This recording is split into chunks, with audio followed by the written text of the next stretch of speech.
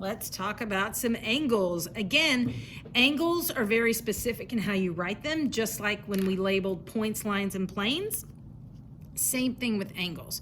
So first we need to talk about what an angle is. And an angle is formed by two rays with a common endpoint. So here's my endpoint, and it's a ray, like a sun ray. You know, here's the sun, and it shoots out rays. So we have an arrow on both ends there. So that's called a ray. And the common point is called the vertex.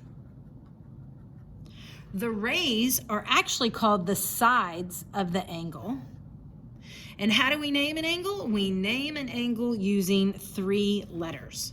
The middle letter must always represent the vertex, so you're going in a certain order. The only time, highlight this, you can use a single letter is if there is only one angle located at the vertex. And we'll talk about how that would look different in a second. So, and when we refer to the measure of an angle, we use a lowercase m. So remember, m is for equality. So notice how this is written. The measure of angle ABC is equal to 60 degrees. We're not talking about congruency, we're talking about value. So the measure of angle ABC is equal to 60. And I would highlight this because a lot of times students make mistakes because of that missing M. So pay attention to that. We're gonna run through these, you already know these. The different types of angles are acute. And remember, what does acute mean? It means less than 90 degrees.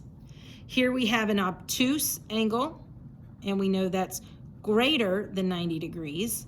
Here we have a right angle, and that is equal to 90 degrees. And here we have a straight angle, and a straight angle is equal to 180 degrees. So if I look at example 1 and I want to name the vertex is that middle. Remember, we name a point with a capital letter, so it has to be capital K. The sides of the angles, now the sides are rays, so notice how I write it.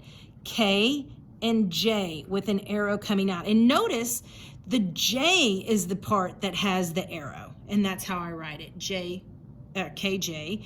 And now I have KL is going to be that other ray.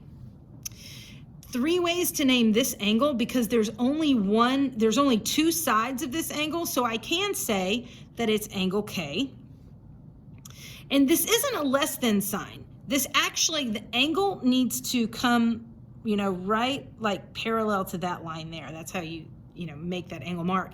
I can say that it's JKL. Notice these are all uppercase. K still has to remain in the middle. I can also say LKJ. So 3 different ways to name that angle. And I classify it because it is obtuse. It's an obtuse angle. Okay. If we look at example 2, the vertex is point S. The sides are ST with a ray and SR with a ray. 3 ways to name the angle. Again, you can name it angle S, you can name it angle RST, and angle TSR. Again, S is the vertex, always remains in the middle, and I classify that as a right angle. Okay. Now, just like we had congruency in segments, we also have congruency in angles. So watch this. If the measure of angle A is equal to the measure of angle B, then the angles are congruent. Congruency is written as this. Angle A is congruent to angle B. So when we talk about measure, 75 equals 75, that's equality because the measure is 75 degrees and the measure of B is 75 degrees. That's equality. But congruency means there's 2 separate angles, and while they're the same measure, they are 2 separate angles that are congruent to each other. So again, that congruency piece sometimes causes problems, so you just have to know measure is equality, congruency is the different angles. All right, let's take a look about angle bisector. Angle bisector is just like the segment bisector. It's cutting an angle in half. So it is a ray that divides an angle into 2 congruent angles.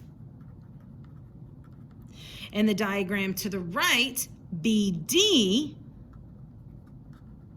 is an angle bisector. Therefore, angle ABD is congruent to angle DBC. Perpendicular lines. You know what perpendicular means. Two lines that intersect at a right angle. And I know this is review for you. And the symbol for perpendicular is this, an upside down capital T. So in the diagram at the right, I can say that line L is perpendicular to line M. And notice lowercase script, and the perpendicular sign in front of there. So a perpendicular bisector has two jobs. It's perpendicular and it bisects. So a line, segment, or ray perpendicular to a segment at its midpoint.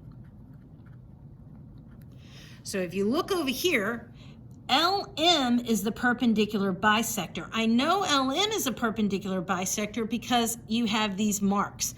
So because this line went through it and made it perpendicular, these are now congruent. So in the diagram to the right, LM is the perpendicular bisector to PQ. Okay, because this is perpendicular to PQ and it cuts it in half. So two jobs for a perpendicular bisector, perpendicular and bisect. Let's look at, we're gonna jump down to example 4 on this one because it gives us more practice. So let's take a look. So it says, name the vertex of angle 2. Angle 2 is right here. I can't just, well, I can say the vertex is T, capital T, right there. Name the sides of angle 4. The sides of angle 4, here's angle 4, so TW is a side, it's a ray, and TZ is the ray. Write another name for angle 3. So I can't just, so here's angle 3 right here, and I can't just say that it's angle T because T is the vertex of 1, 2, 3, 4, and 5. So that's not gonna work. So I have to be specific. So it's gonna be angle UTZ. I could also say TZU, it means the same thing.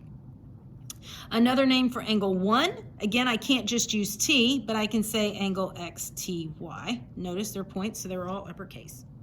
If I want to classify YTW,